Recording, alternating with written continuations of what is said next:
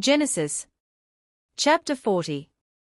And it came to pass after these things, that the butler of the king of Egypt and his baker had offended their lord the king of Egypt. And Pharaoh was wroth against two of his officers, against the chief of the butlers, and against the chief of the bakers. And he put them in ward in the house of the captain of the guard, into the prison, the place where Joseph was bound. And the captain of the guard charged Joseph with them, and he served them, and they continued a season in ward. And they dreamed a dream both of them, each man his dream in one night, each man according to the interpretation of his dream, the butler and the baker of the king of Egypt, which were bound in the prison. And Joseph came in unto them in the morning, and looked upon them, and, behold, they were sad. And he asked Pharaoh's officers, that were with him in the ward of his lord's house, saying, Wherefore look ye so sadly today? And they said unto him, We have dreamed a dream, and there is no interpreter of it. And Joseph said unto them, Do not interpretations belong to God? Tell me them, I pray you.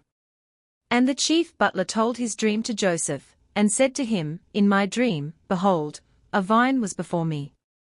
And in the vine were 3 branches, and it was as though it budded, and her blossoms shot forth, and the clusters thereof brought forth ripe grapes. And Pharaoh's cup was in my hand, and I took the grapes, and pressed them into Pharaoh's cup, and I gave the cup into Pharaoh's hand. And Joseph said unto him, This is the interpretation of it, the 3 branches are 3 days. Yet within 3 days shall Pharaoh lift up thine head, and restore thee unto thy place, and thou shalt deliver Pharaoh's cup into his hand, after the former manner, when thou wast his butler.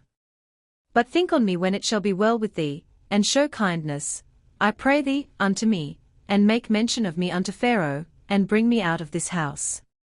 For indeed I was stolen away out of the land of the Hebrews, and here also have I done nothing that they should put me into the dungeon. When the chief baker saw that the interpretation was good, he said unto Joseph, I also was in my dream, and, behold, I had 3 white baskets on my head. And in the uppermost basket there was of all manner of baked meats for Pharaoh, and the birds did eat them out of the basket upon my head. And Joseph answered and said, This is the interpretation thereof, the 3 baskets are 3 days. Yet within 3 days shall Pharaoh lift up thy head from off thee, and shall hang thee on a tree, and the birds shall eat thy flesh from off thee. And it came to pass the 3rd day, which was Pharaoh's birthday, that he made a feast unto all his servants, and he lifted up the head of the chief butler, and of the chief baker, among his servants. And he restored the chief butler unto his butlership again, and he gave the cup into Pharaoh's hand. But he hanged the chief baker, as Joseph had interpreted to them. Yet did not the chief butler remember Joseph, but forgat him.